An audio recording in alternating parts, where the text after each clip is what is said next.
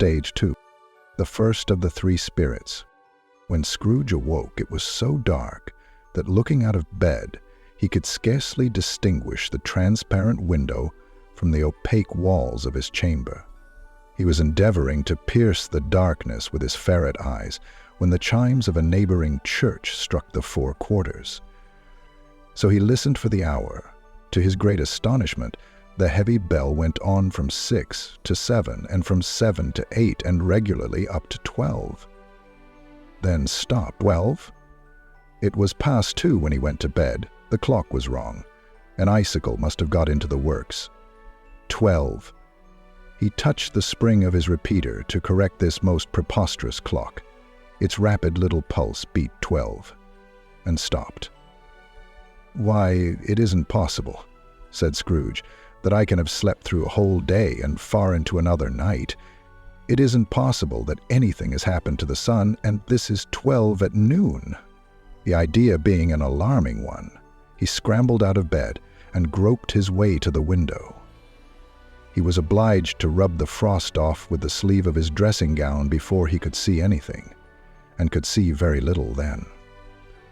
All he could make out was that it was still very foggy and extremely cold, and that there was no noise of people running to and fro and making a great stir, as there unquestionably would have been if night had beaten off bright day and taken possession of the world. This was a great relief, because 3 days after sight of this first of exchange pay to Mr. Ebenezer Scrooge or his order, and so forth, would have become a mere United States security, if there were no days to count by. Scrooge went to bed again and thought and thought, and thought it over and over, and could make nothing of it. The more he thought, the more perplexed he was, and the more he endeavored not to think, the more he thought. Marley's ghost bothered him exceedingly. Every time he resolved within himself, after mature inquiry, that it was all a dream, his mind flew back again like a strong spring released to its first position, and presented the same problem to be worked all through. Was it a dream or not? Scrooge lay in this state until the chime had gone 3 quarters more, when he remembered on a sudden that the ghost had warned him of a visitation when the bell tolled one. He resolved to lie awake until the hour was past, and considering that he could no more go to sleep than go to heaven, this was perhaps the wisest resolution in his power. The quarter was so long that he was more than once convinced he must have sunk into a doze unconsciously and missed the clock. At length it broke upon his listening ear. Ding, dong.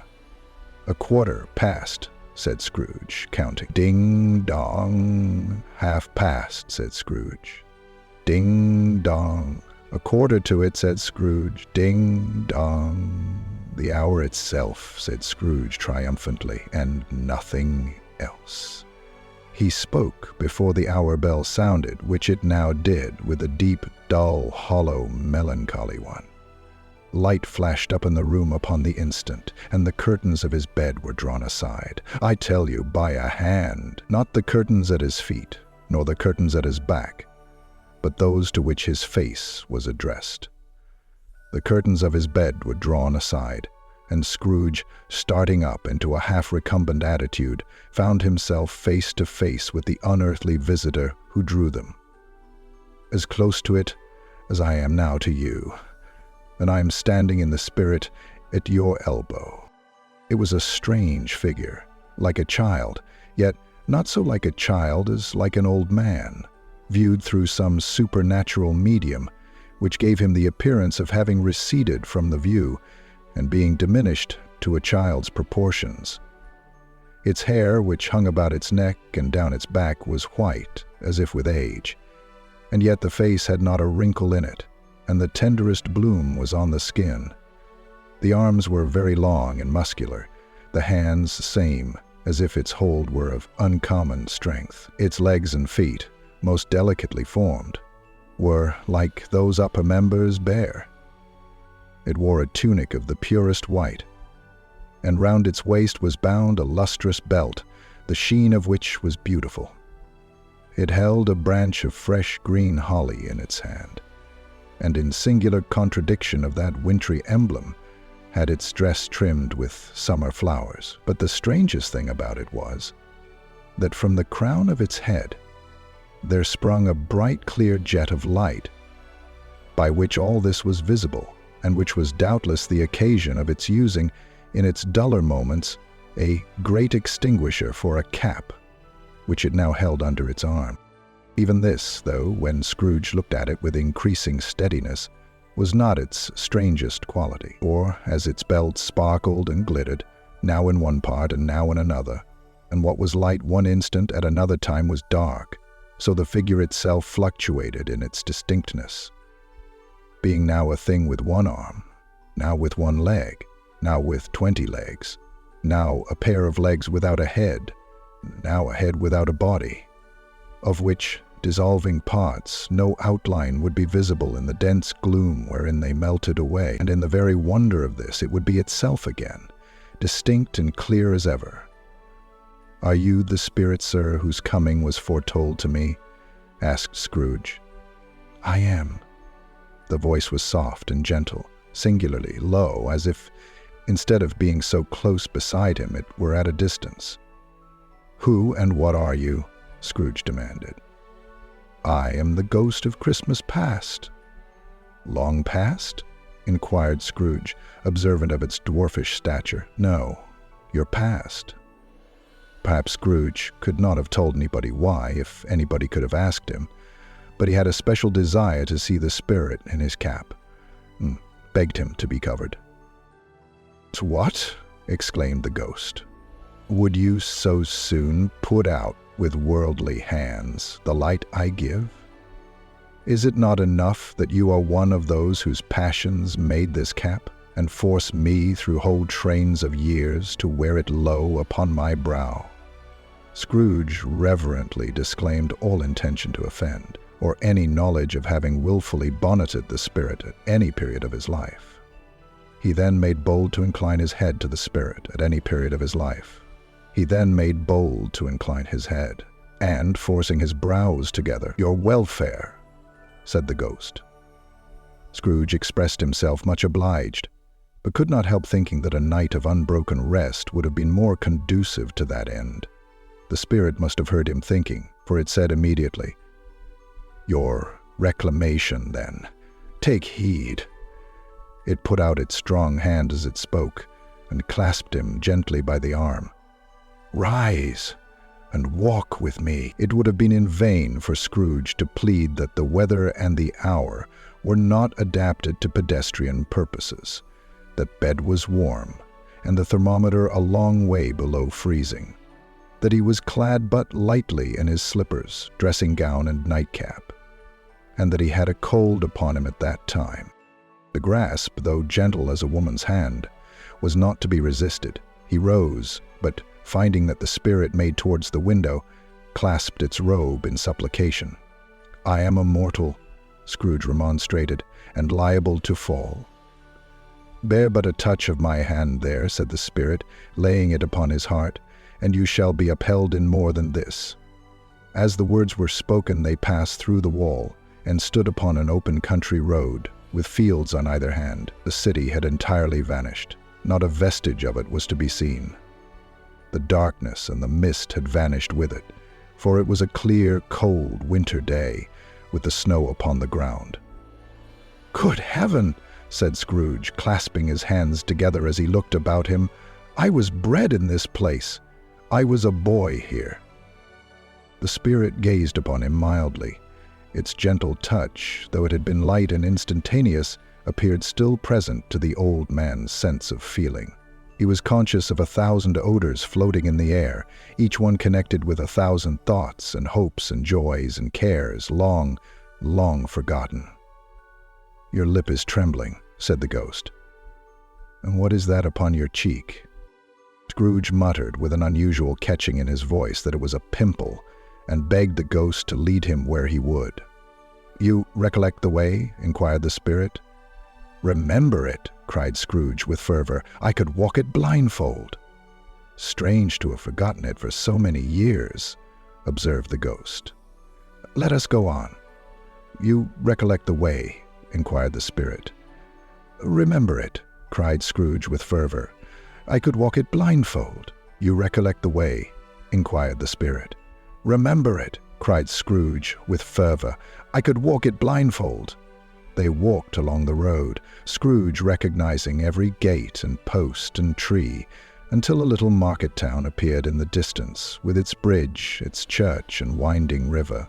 Some shaggy ponies now were seen trotting towards them, with boys upon their backs, who called to other boys in country gigs and carts driven by farmers. All these boys were in great spirits, and shouted to each other, until the broad fields were so full of merry music that the crisp air laughed to hear it.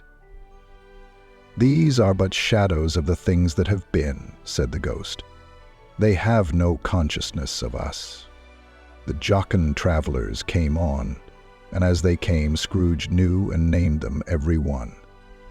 Why was he rejoiced beyond all bounds to see them? Why did his cold eye glisten and his heart leap up as they went past? Why was he filled with gladness when he heard them give each other "Merry Christmas" as they parted at crossroads and byways for their several homes? What was Merry Christmas to Scrooge? Out upon Merry Christmas. What good had it ever done to him? "The school is not quite deserted," said the ghost. "A solitary child, neglected by his friends, is left there still." Scrooge said he knew it, and he sobbed.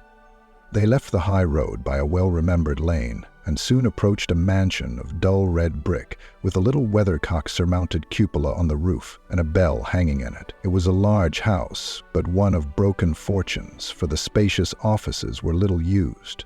Their walls were damp and mossy, their windows broken, and their gates decayed. Fowls clucked and strutted in the stables, and the coach-houses and sheds were overrun with grass. Nor was it more retentive of its ancient state within, for, entering the dreary hall and glancing through the open doors of many rooms, they found them poorly furnished, cold and vast. There was an earthly savor in the air, a chilly bareness in the place, which associated itself somehow with too much getting up by candlelight and not too much to eat. They went, the ghost and Scrooge, across the hall, to a door at the back of the house. It opened before them, and disclosed a long, bare, melancholy room, made barer still by lines of plain deal forms and desks. At one of these, a lonely boy was reading near a feeble fire, and Scrooge sat down upon a form and wept to see his poor forgotten self as he had used to be. Not a latent echo in the house, not a squeak and scuffle from the mice behind the paneling, not a drip from the half-thawed waterspout in the dull yard behind, not a sigh among the leafless boughs of one despondent poplar, not the idle swinging of an empty storehouse door. No, not a clicking in the fire, but fell upon the heart of Scrooge with softening influence, and gave a freer passage to his tears. The spirit touched him on the arm and pointed to his younger self, intent upon his reading. Suddenly a man in foreign garments, wonderfully real and distinct to look at, stood outside the window, with an ass stuck in his belt, and leading by the bridle an ass laden with wood. "Why, it's Ali Baba," Scrooge exclaimed in ecstasy. "It's dear old honest Ali Baba. Yes, yes, I know. One Christmas time, when yonder solitary child was left here all alone, he did come. For the first time, just like that. Poor boy. And Valentine," said Scrooge, "and his wild brother Orson. There they go. And what's his name, who was put down in his drawers, asleep, at the gate of Damascus. Don't you see him? And the Sultan's groom turned upside down by the genii. There he is upon his head. Serve him right. I'm glad of it. What business had he to be married to the princess?" To hear Scrooge expending all the earnestness of his nature on such subjects, in a most extraordinary voice between laughing and crying, and to see his heightened and excited face, would have been a surprise to his business friends in the city, indeed. "Why, it's Ali Baba," Scrooge exclaimed in ecstasy. "It's dear old honest Ali Baba." "Why, it's Ali Baba!" Scrooge exclaimed in ecstasy. "It's dear old honest Ali Baba." "There's the parrot!" cried Scrooge. "Green body and yellow tail, with a thing like a lettuce growing out of the top of his head. There he is. Poor Robin Crusoe, he called him, when he came home again after sailing round the island. Poor Robin Crusoe, where have you been, Robin Crusoe?" The man thought he was dreaming, but he wasn't. It was the parrot, you know. There goes Friday, running for his life, to the little creek. "Hello, Hope! Hello!" Then, with a rapidity of transition very foreign to his usual character, he said, in pity for his former self, "Poor boy," and cried again. "I wish," Scrooge muttered, putting his hand in his pocket and looking about him, after drying his eyes with his cuff. "But it's too late now." "What is the matter?" asked the spirit. "Nothing," said Scrooge. "Nothing. There was a boy singing a Christmas carol at my door last night. I should like to have given him something. That's all." The ghost smiled thoughtfully and waved its hand, saying as it did so, "Let us see another Christmas." Scrooge's former self grew larger at the words, and the room became a little darker and more dirty. The panels shrunk, the windows cracked, fragments of plaster fell out of the ceiling, and the naked laths were shown instead. But how all this was brought about, Scrooge knew no more than you do. He only knew that it was quite correct, that everything had happened so, that there he was, alone again, when all the other boys had gone home for the jolly holidays. He was not reading now, but walking up and down despairingly. Scrooge looked at the ghost, and with a mournful shaking of his head, glanced anxiously towards the door. It opened, and a little girl, much younger than the boy, came darting in, and putting her arms about his neck and often kissing him, addressed him as her dear, dear brother. "I have come to bring you home, dear brother," said the child, clapping her tiny hands and bending down to laugh. "To bring you home, home, home." "Home, little fan," returned the boy. "Yes," said the child, brimful of glee. "Home for good and all, home for ever and ever. Father is so much kinder than he used to be, that home's like heaven. He spoke so gently to me one dear night when I was going to bed, that I was not afraid to ask him once more if you might come home. And he said yes, you should, and sent me in a coach to bring you. And you're to be a man," said the child, opening her eyes, "and I'm never to come back here. But first, we're to be together all the Christmas long, and have the merriest time in all the world." "You are quite a woman, little fan," exclaimed the boy. She clapped her hands and laughed, and tried to touch his head, but being too little, laughed again, and stood on tiptoe to embrace him. Then she began to drag him, in her childish eagerness, towards the door, and he, nothing loath to go, accompanied her. A terrible voice in the hall cried, "Bring down Master Scrooge's box there!" And in the hall appeared the schoolmaster himself, who glared on Master Scrooge with a ferocious condescension, and threw him into a dreadful state of mind by shaking hands with him. He then conveyed him and his sister into the veriest old well of the shivering best parlor that ever was seen, where the maps upon the wall and the celestial and terrestrial globes in the windows were waxy with cold. Here he produced a decanter of curiously light wine and a block of curiously heavy cake, and administered installments of those dainties to the young people, at the same time sending out a meager servant to offer a glass of something, a tray to the postboy, who answered that he thanked the gentleman, but if it was the same tap as he had tasted before, he had rather not. Master Scrooge's trunk being by this time tied on to the top of the chaise, the children bade the schoolmaster good-bye right willingly, and getting into it, drove gaily down the garden sweep, the quick wheels dashing the hoar frost and snow from off the dark leaves of the evergreens like spray. Always a delicate creature, whom a breath might have withered," said the ghost. "But she had a large heart." "So she had," cried Scrooge. "You're right. I will not gainsay it, Spirit. God forbid. She died a woman," said the ghost, "and had, as I think, children." "One child," Scrooge returned. "True," said the ghost. "Your nephew." Scrooge seemed uneasy in his mind, and answered briefly, "Yes, although they had but that moment left the school behind them, they were now in the busy thoroughfares of a city, where shadowy passengers passed and repassed, where shadowy carts and coaches battled for the way, and all the strife and tumult of a real city were. It was made plain enough by the dressing of the shops that here, too, it was Christmas time again, but it was evening, and the streets were lighted up. The ghost stopped at a certain warehouse door and asked Scrooge if he knew it. "Know it?" said Scrooge. "Was I apprenticed here?" They went in.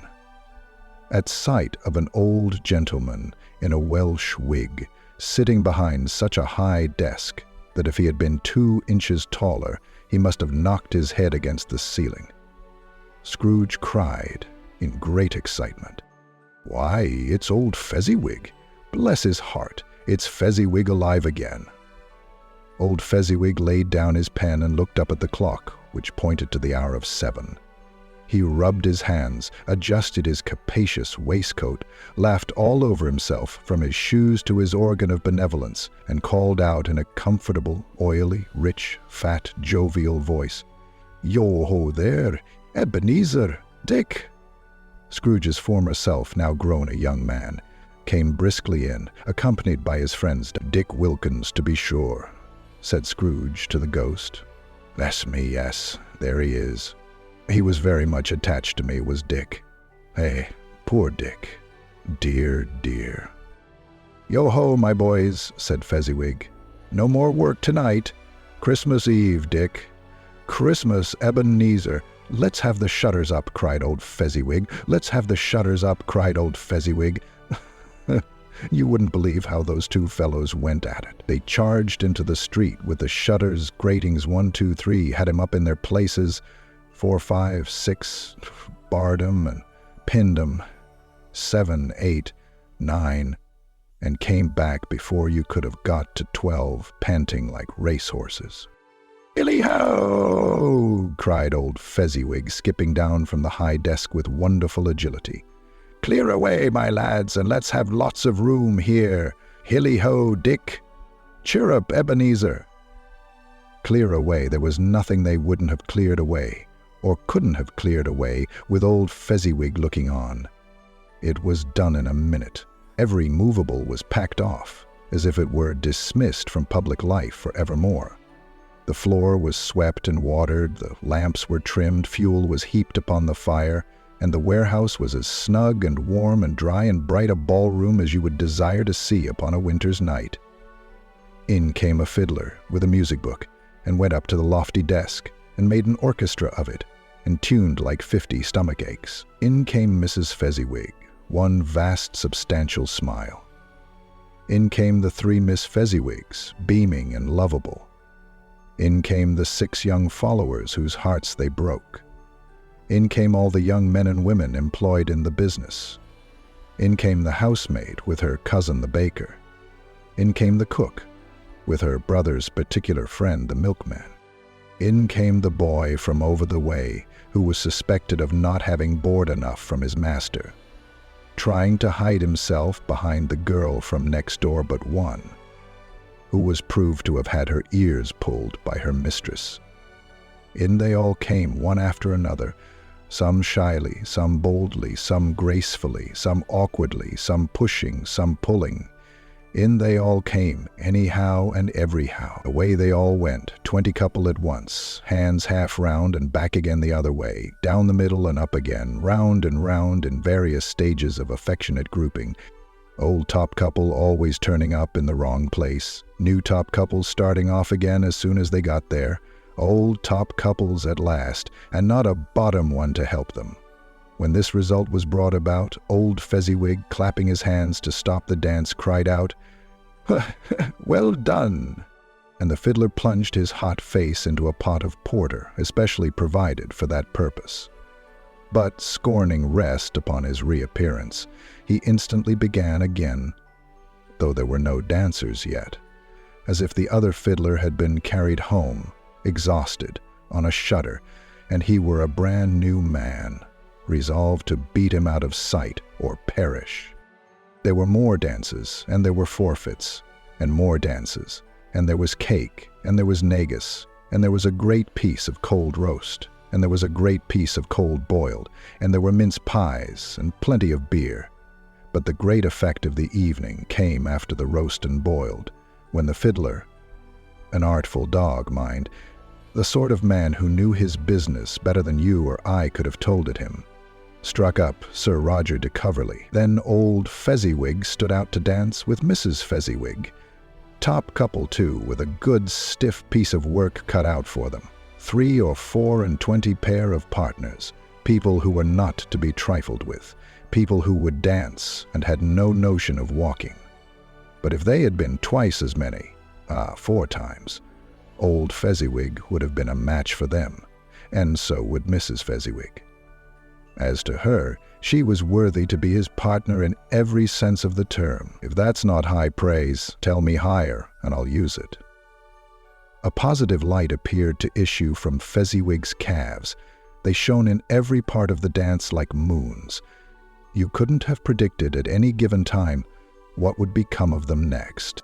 And when old Fezziwig and Mrs. Fezziwig had gone all through the dance, advance and retire, both hands to your partner, bow and curtsy, corkscrew, thread the needle, and back again to your place. Fezziwig cut so deftly that he appeared to wink with his legs, and came upon his feet again without a stagger. When the clock struck 11, this domestic ball broke up.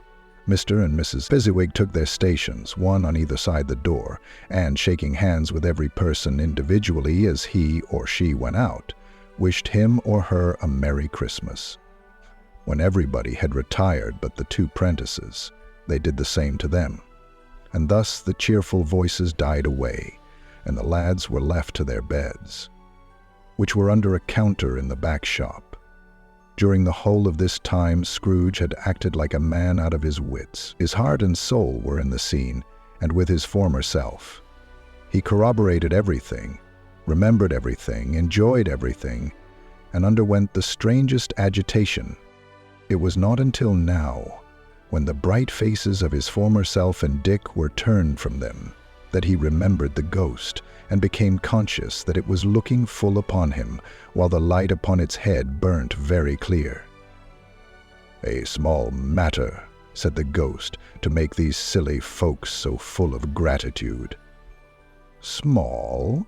echoed Scrooge. The spirit signed to him to listen to the 2 apprentices, who were pouring out their hearts in praise of Fezziwig, and, when he had done so, said, "Why, is it not? He has spent but a few pounds of your mortal money, 3 or 4 perhaps. Is that so much that he deserves this praise?" "It isn't that," said Scrooge, heated by the remark, and speaking unconsciously like his former, not his latter self. "It isn't that, spirit. He has the power to render us happy or unhappy, to make our service light or burdensome, a pleasure or a toil. Say that his power lies in words and looks, in things so slight and insignificant that it is impossible to add and count them up. What then? The happiness he gives is quite as great as if it cost a fortune." He felt the spirit's glance and stopped. "What is the matter?" asked the ghost. "Nothing particular," said Scrooge. "Something, I think," the ghost insisted. "No," said Scrooge, "no. I should like to be able to say a word or 2 to my clerk just now, that's all." His former self turned down the lamps as he gave utterance to the wish, and Scrooge and the ghost again stood side by side in the open air. "My time grows short," observed the spirit. "What is your wish?" said the spirit. "Quick!" This was not addressed to Scrooge, or to anyone whom he could see, but it produced an immediate effect, for again Scrooge saw himself. He was older now, a man in the prime of life. His face had not the harsh and rigid lines of later years, but it had begun to wear the signs of care and avarice. There was an eager, greedy, restless motion in the eye, which showed the passion that had taken root, and where the shadow of the growing tree would fall. He was not alone, but sat by the side of a fair young girl in a mourning dress, in whose eyes there were tears, which sparkled in the light that shone out of the ghost of Christmas past. "It matters little," she said softly. "To you, very little. Another idol has displaced me, and if it can cheer and comfort you in time to come, as I would have tried to do, I have no just cause to grieve." "What idol has displaced you?" he rejoined. "A golden one. This is the even-handed dealing of the world," he said. "There is nothing on which it is so hard as poverty, and there is nothing it professes to condemn with such severity as the pursuit of wealth." "You fear the world too much," she answered gently. "All your other hopes have merged into the hope of being beyond the chance of its sordid reproach. I have seen your nobler aspirations fall off one by one, until the master passion, gain, engrosses you, have I not?" "What then?" he retorted. "Even if I have grown so much wiser, what then? I am not changed towards you." She shook her head. "Am I?" "Our contract is an old one. It was made when we were both poor and content to be so, until, in good season, we could improve our worldly fortune by our patient industry. You are changed. When it was made, you were another man." "I was a boy," he said impatiently. "Your own feeling tells you that you are not what you are," she returned. "I am. That which promised happiness when we were one in heart is fraught with misery now that we are two. How often and how keenly I have thought of this, I will not say. It is enough that I have thought of it, and can release you." "Have I ever sought release?" "In words, no, never." "In what, then? In a changed nature, in an altered spirit, in another atmosphere of life, another hope, as its great end, in everything that made my love of any worth or value in your sight. If this had never been between us," said the girl, looking mildly but with steadiness upon him, "tell me, would you seek me out and try to win me now? Ah, no." He seemed to yield to the justice of this supposition in spite of himself, but he said, with a struggle, "You think not." "I would gladly think otherwise if I could," she answered. "Heaven knows, when I have learned a truth like this, I know how strong and irresistible it must be. Oh, but if you were free today, tomorrow, yesterday, can even I believe that you would choose a dowerless girl? You who, in your very confidence with her, weigh everything by gain. Or, choosing her, if for a moment you were false enough to your one guiding principle to do so, do I not know that your repentance and regret would surely follow? I do, and I release you, with a full heart, for the love of him you once were." He was about to speak, but, with her head turned from him, she resumed. "You may, the memory of what is past half makes me hope you will, have pain in this. A very, very brief time, and you will dismiss the recollection of it gladly, as an unprofitable dream, from which it happened well that you awoke. May you be happy in the life you have chosen." "Spirit," said Scrooge, "show me no more, conduct me home. Why do you delight to torture me?" "One shadow more," exclaimed the ghost. "No more!" cried Scrooge. "No more! I don't wish to see it. Show me no more." But the relentless ghost pinioned him in both his arms, and forced him to observe what happened next. They were in another scene and place. A room, not very large or handsome, but full of comfort.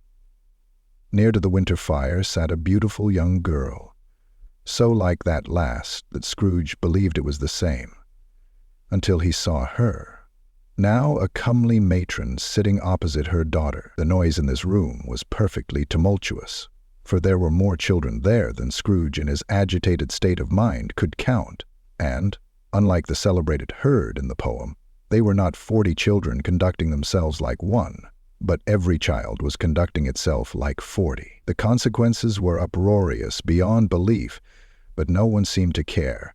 On the contrary, the mother and daughter laughed heartily and enjoyed it very much, and the latter, soon beginning to mingle in the sports, got pillaged by the young brigands, most ruthlessly. What would I not have given to be one of them? Though I never could have been so rude. No, no. I wouldn't for the wealth of all the world have crushed that braided hair and torn it down, and for the precious little shoe, I wouldn't have plucked it off, God bless my soul, to save my life. As to measuring her waist in sport, as they did, bold young brood, I couldn't have done it. I should have expected my arm to have grown round it for a punishment and never come straight again, and yet I should have dearly liked, I own, to have touched her lips, to have questioned her, that she might have opened them, to have looked upon the lashes of her downcast eyes and never raise a blush, to have let loose waves of hair, an inch of which would be a keepsake beyond price. In short, I should have liked, I do confess, to have had the lightest license of a child, and yet to have been man enough to know its value. But now a knocking at the door was heard, and such a rush immediately ensued that she, with laughing face and plundered dress, was borne towards it in the center of a flushed and boisterous group, just in time to greet the father, who came home attended by a man laden with Christmas toys and presents. And then the shouting and the struggling and the onslaught that was made on the defenseless porter, the scaling him with chairs for ladders to dive into his pockets, to spoil him of brown paper parcels, hold on Kite by his cravat, hug him round the neck, pummel his back, and kick his legs in irrepressible affection. The shouts of wonder and delight with which the development of every package was received. The terrible announcement that the baby had been taken in the act of putting a doll's frying pan into his mouth, and was more than suspected of having swallowed a fictitious turkey glued on a wooden platter. The immense relief of finding this a false alarm. The joy and gratitude and ecstasy, they are all indescribable alike. It is enough that, by degrees, the children and their emotions got out of the parlor, and, by one stair at a time, up to the top of the house, where they went to bed, and so subsided. And now Scrooge looked on more attentively than ever, when the master of the house, having his daughter leaning fondly on him, sat down with her and her mother at his own fireside. And when he thought that such another creature, quite as graceful and as full of promise, might have called him father, and been a springtime in the haggard winter of his life, his sight grew very dim indeed.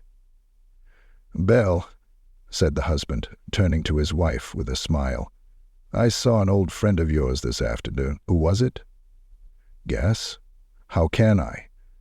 Don't I know," she added in the same breath, laughing as he laughed. "Mr. Scrooge." Mr. Scrooge it was. I passed his office window, and as it was not shut up, and he had a candle inside, I could scarcely help seeing him. His partner lies upon the point of death, I hear, and there he sat alone, quite alone in the world, I do believe. "Spirit," said Scrooge in a broken voice, "remove me from this place. I told you these were shadows of the things that have been," said the ghost.